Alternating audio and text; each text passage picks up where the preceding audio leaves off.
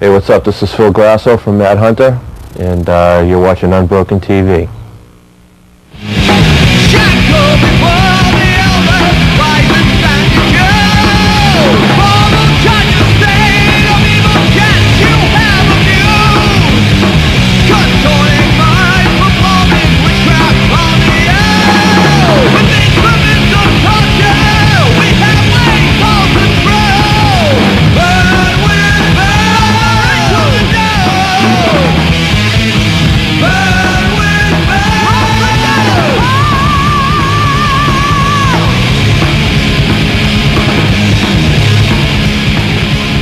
Mad Hunter, I started Mad Hunter about probably around 95.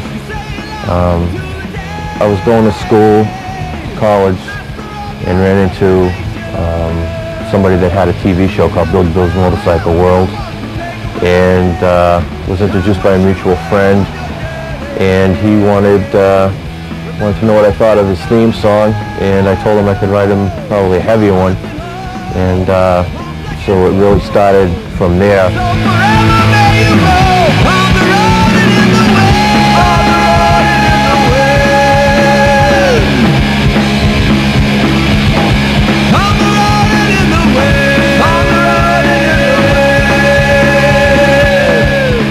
I had no intentions of starting a band, putting on a CD, or getting back into the music per se, but everything just kind of snowballed.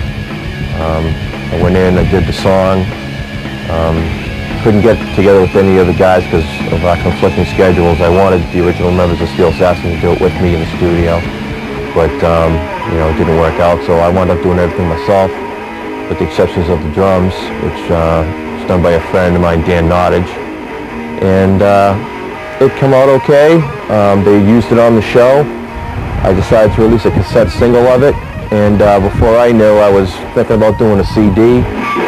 So here we are at Cortland Studios in Hanson, Mass. This is where we recorded the Mad Hunter record.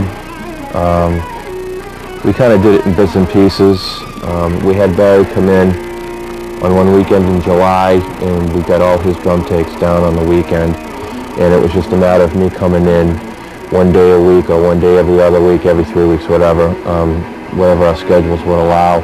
And I just came in and, threw the guitars in one day, the bass one day, vocals a lot of days, and mixed down. And so we started one weekend in July, and I think we finally got everything mixed probably the second or third week in November.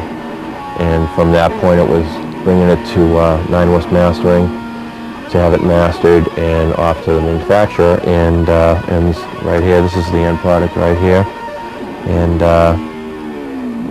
the thing seems to be doing pretty well. Good enough in fact that a lot of interest has been coming in for the release of the Steel Assassin CD, and so Fred wound up going upstairs and found our old mix down tapes that we did, and we threw them down. They sounded okay, so had that mastered, and then lo and behold, we put this out on the label. So now we've got two CDs on the label right now of Mad Hunter and the Steel Assassin, and depending on how well they do, you might wind up getting another Mad Hunter out. Figure spring of '99, if all goes well. So hopefully we'll be back in here. I'd just like to keep it going, as long as, the support is there,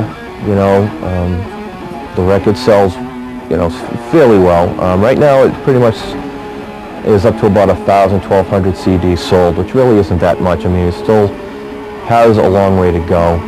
Steel Assassin's picking up pretty good too, and I'm actually getting to sell a lot of the other CDs that I carry on my distro. As long as all that keeps going steadily, and the bills are being paid, and and the interest is there, I mean, I'll just keep putting out records probably once every other year, maybe every 2 years. And the one thing I really would like to do is, if the second record does become a reality, I really would like to put a band together and go to Europe for a few weeks anyway to tour. There's been a lot of demand for me going out on the road. And it's something that I would like to do, but you know, as with everything, it's strictly up to the fans. You know, as long as the demand's there, I'll do it. I'm primarily a guitarist. I know a lot of people assumed I was a bassist because of Steel Assassin, but you know, in reality, I'm a guitar player and a songwriter.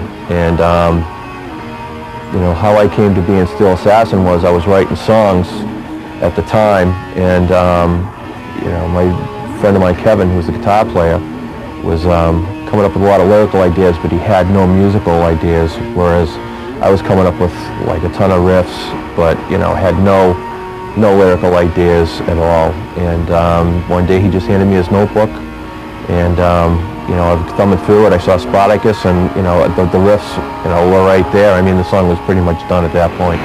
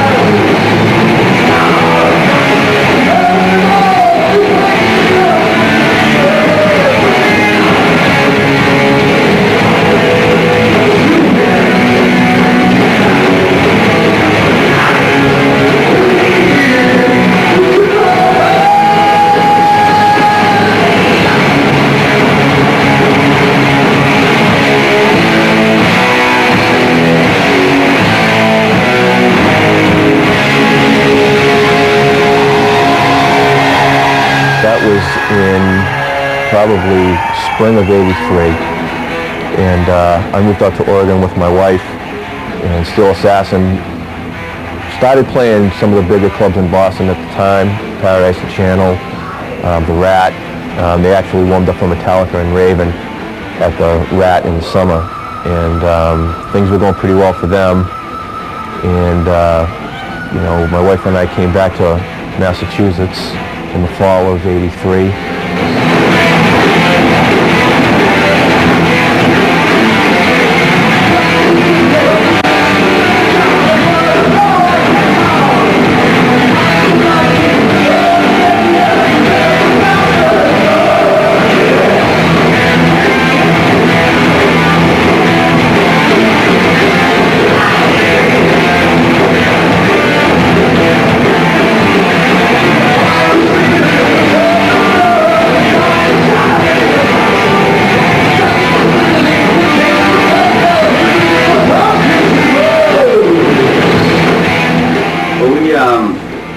Really were very collaborative writing songs, but right before Phil joined the band, you know, before Phil was even in the band, he was already helping us with songwriting. And I remember when our bass player Steve Bunker left the band, Phil came right in. And, you know, Phil's a guitar player, and just to show how dedicated he was, we were just like, well, Phil, you know, you don't have a bass, you don't have bass amps. And he's like, yeah, no problem, I'll have it in like a couple of days. And then, you know, he shows up a couple of days later with like a couple of stacks, a couple of basses, and you know, just really gave the band a real shot in the arm, a real kick in the ass, I should say, as far as getting us inspired, because he came in with songs like Crusader, and Executioner, and you know, Barabbas, songs like this that really were, you know, just perfect, tailor-made for us. And you know, so then between his songwriting and then the rest of our collaboration, it just seemed, things just really started to click.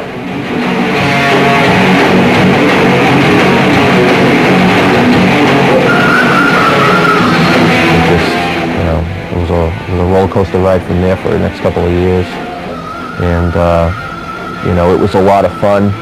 A lot of hard work, but you know, that initial interest is responsible for pretty much what's going on now with me and Matt Hunter.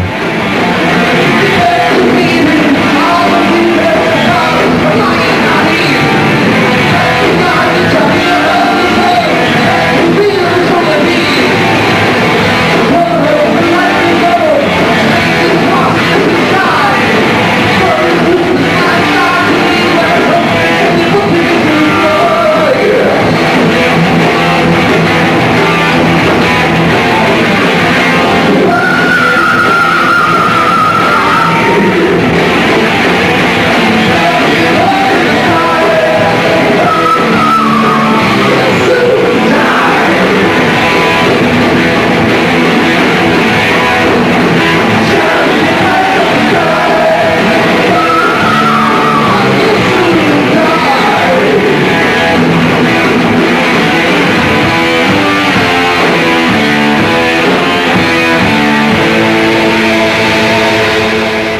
thought I'd get back into it because you know, the musical lifestyle really is not for me. I'm more of a homebody, and you know, the way they got the deck stacked, you know, you pretty much got to pretty much sell your soul to do it for the most part, which really wasn't, you know, to my liking. But now I'm pretty much doing it on my own terms, and with the advent of modern technology via the internet, and then, you know, the fact that you can actually get a CD done yourself, you know, and be able to afford it, you know, it gives anybody the ability to go out and put their own record out. You know, you just gotta jump in and do it if that's really what you want to do.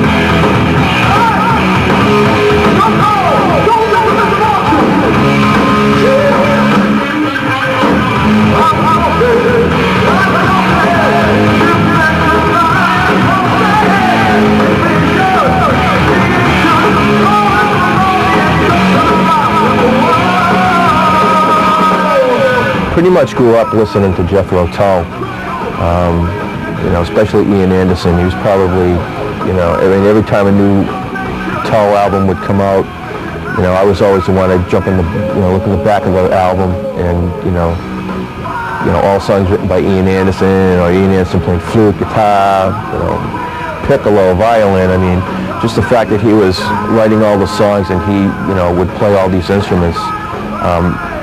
You know, I really admired that, and probably the biggest influence on me as far as my musical influences is Black Sabbath. You know, I mean, from Ozzy up to the present day with Tony Martin or whoever they have in the band at this point. But, you know, Black Sabbath, Jethro Tull, anybody that was in those bands, Deep Purple, you know, I mean, I think they've all shared people before. I mean, Glenn Hughes has been in both bands, Ian Gillan, you know, all those guys. I mean, those were all the guys that I looked up to, you know. And, you know, I can probably hear more Black Sabbath influence in my music than anything. But as far as bands today, I don't really listen to too many bands today. Metal anyway. I just get this paranoid feeling that, you know, it's like if I hear too many of them, I may wind up unconsciously stealing something from them. And I'd rather really keep everything myself. So I try not to listen to too much metal. Probably my favorite band of the 90s right now is Typo Negative. I think they're the closest thing to what Sabbath tried to do in the early 70s. I mean, basically they started off as, you know, they were a gothic band that wound up founding heavy metal, you know. And Typo Negative is probably the band that's closest to, you know, that journey. They're probably on the same path. And Suspended in Dusk is probably my favorite song of the 90s. The thing still freaks me out.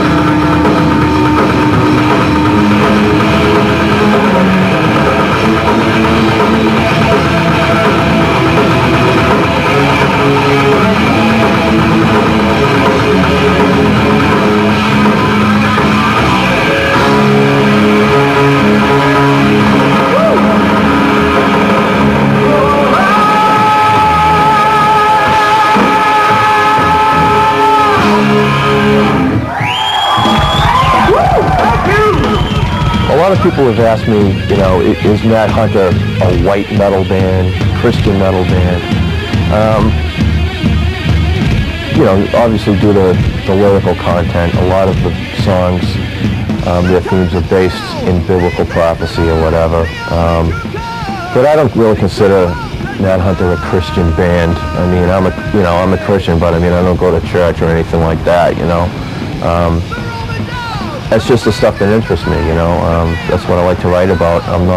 Never been one for, you know, the sex, drugs, and rock and roll type of glam kind of stuff, you know. I mean, I've always been into history and biblical prophecy, so, you know, that's basically the kind of stuff that I like to do. You know, I don't think anyone will ever have to confuse Mad Hunter with Stryper, but, you know, and the funny thing is, I'm getting a lot of support from the Christian metal community. I think they like the way that I interpret certain, you know, biblical phrasing, or, you know, like a song like The Swarm or Babylon. You know, it's pretty much all out of Book of Revelations. You know, just look for it and it'll be there.